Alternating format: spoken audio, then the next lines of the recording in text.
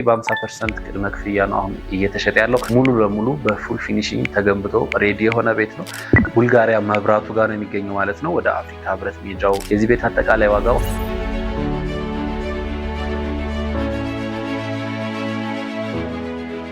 ሰላም ውድ የቻናላችን ተከታታዮች እንደምን አላችሁ? እንደምንስ ቆያችሁ? እንደተለመደው እንግዲህ ሳምንቱን ጠብቀን ዛሬም ወደ እናንተ መጥተናል።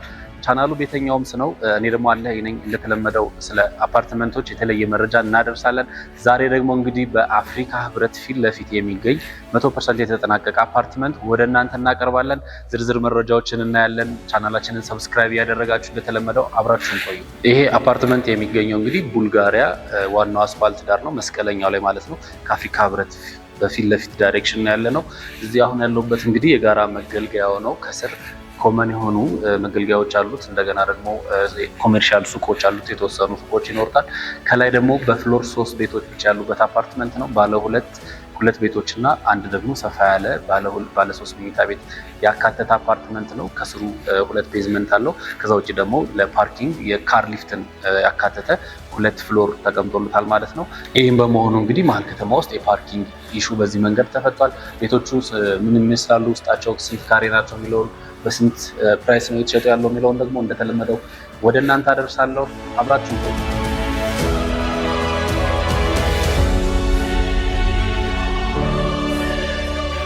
ይሄ ቤታችን እንግዲህ ባለ 2 መኝታ ቤታችን ነው።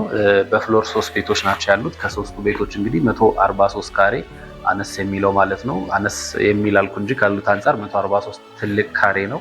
ምክንያቱም ባለ 3 መኝታ መሆን የሚችል ትልቅ ቤት ነው።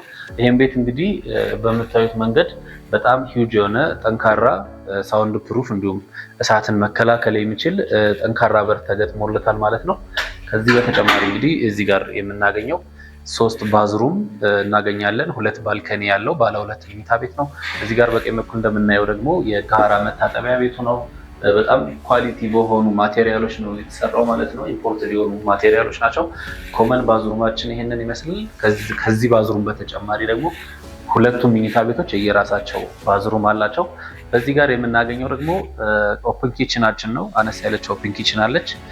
እዚህ ጋር ኩክ እያደረግን እዚሁ የሰራን ደግሞ ሰርቭ የምናደርግበት ቦታ ነው ማለት ነው።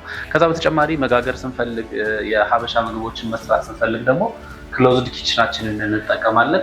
2 ኪችን ያለው ማለት ነው። እዚህ ጋር ናቹራል ቬንቲሌሽን ያገኛል፣ ጭስም ምናምን ስለሚኖር ማለት ነው። ክሎዝድ ኪችኑ ናቹራል ቬንቲሌት ያደርጋል። በዚህ ትልቅ መስኮት ነው ያለው። ከዛ በተጨማሪ ደግሞ ፈረንጅ ምግቦችን ስንሰራ ደግሞ እዚሁ ጋር ኩክ ማድረግ እንችላለን። ስለዚህ የሰርቪስ ኤሪያው ይህንን ይመስላል።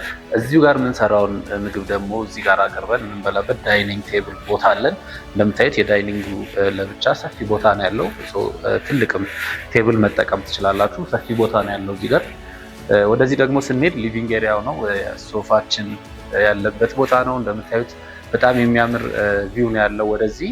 እንደገና ደግሞ እዚህ ጋር ናቹራል ቬንቲሌት ያደርጋል ቤቱ። የብርሃን ችግር በየትኛውም ሳይድ አያገኘውም። ምክንያቱም ወደ ውጭ የሚያዩ ቤቶች ናቸው ማለት ነው። መሀል ላይ ምንም ቤት የለም። 3ቱም ቤቶች ወደ ውጭ የሚያዩ ናቸው።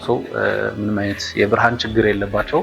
ስለዚህ የሳሎናችንን በዚህ መንገድ አየን። አሁን ደግሞ ወደ ቤድሩሞቹ ነው የምንሄደው። 2ቱም ቤድሩሞች እናያለን። እዚህ ጋር መጀመሪያ የምናገኘው በምታዩት መንገድ የዋሽንግ ማሽን ቦታ ለእያንዳንዱ ቤት ፊክስ የሆነ ቦታ ተሰጥቶታል።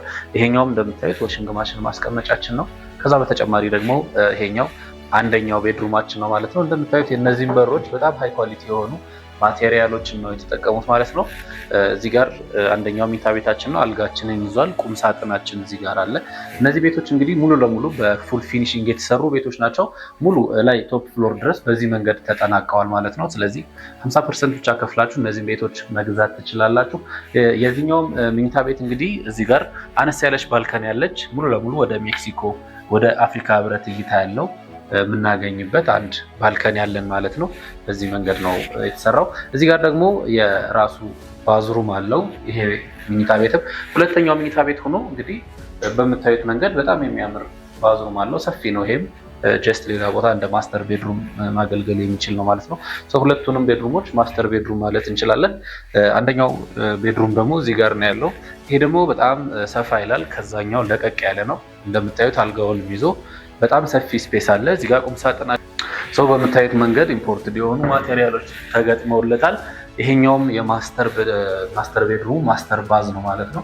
ይህም በምታዩት መንገድ በጣም ሃይ ኳሊቲ በሆኑ ማቴሪያሎች ተገንብቷል። እንደምታዩት እዚህ ጋር የእጅ መታጠቢያው አለ። ሰፊ ነው፣ ሰፋ ያለ ባዝሩም ነው። ባለ 2 መኝታ ቤት እንግዲህ በሁለት አማራጭ ነው ያለው። ይሄ ቤት አሁን እያየን ያለ ነው ማለት ነው 143 ካሬ ነው። እዚህ ጋር እንደምታዩት የማስተር ቤድሩሙ አነስ ያለ ባልከን ያለው። ይሄ ደግሞ ወደ መስቀል ፍላወር ሳይድ የምናይበት ዳይሬክሽን ነው ማለት ነው። ስለዚህ በሶስቱም በኩል 3 ባልከኒ የምናገኝበት 143 ካሬ ነው። ከዚህ ቀጥሎ ደግሞ 153 ካሬ አለ በተመሳሳይ ዲዛይን ማለት ነው። የመስፋትና የማነስ ልዩነት ብቻ ያላቸው ናቸው። ከዚህ ውጭ ግን በጣም ላርጅ የሆነ ቤታችን አለ 275 ካሬ ባለ 3 መኝታ ቤት። እሱን ደግሞ ቀጥለን እናያለን። አብራችሁን ቆዩ።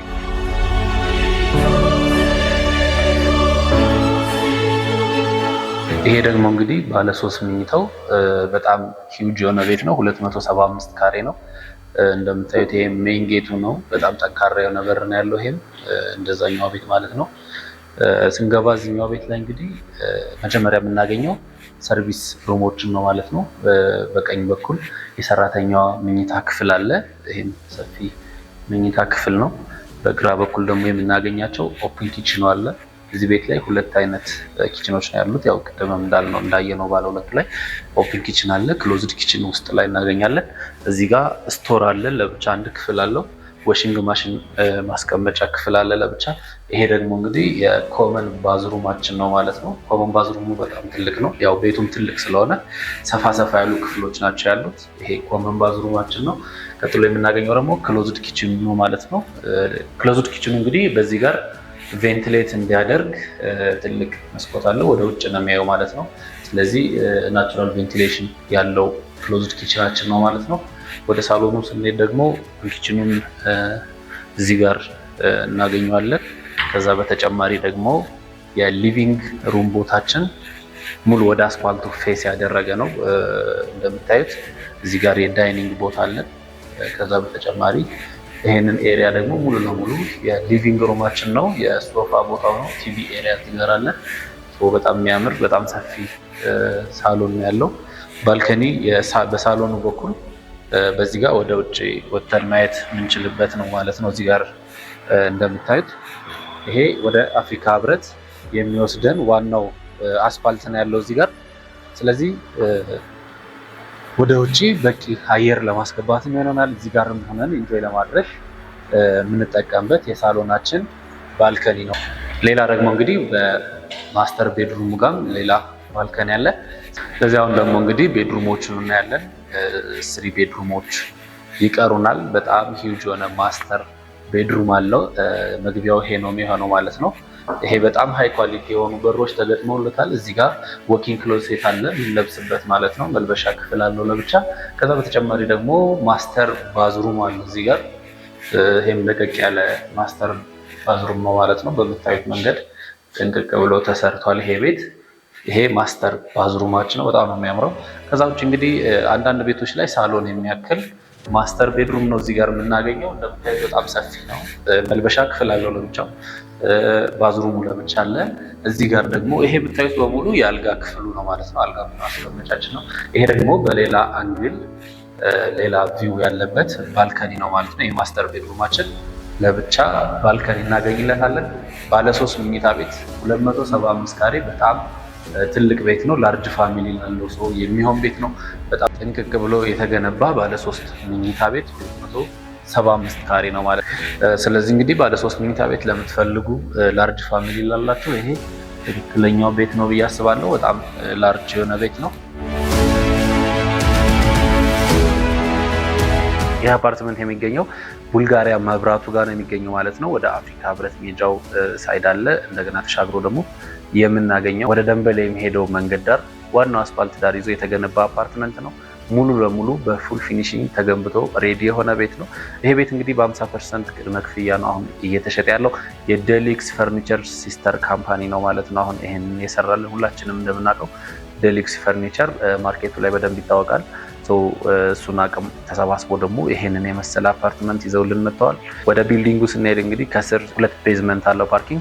ከዛ በተጨማሪ ደግሞ የካር ሊፍት ተጠቅሞ ደግሞ ተጨማሪ የፓርኪንግ ስፔሶችን አመቻችተዋል።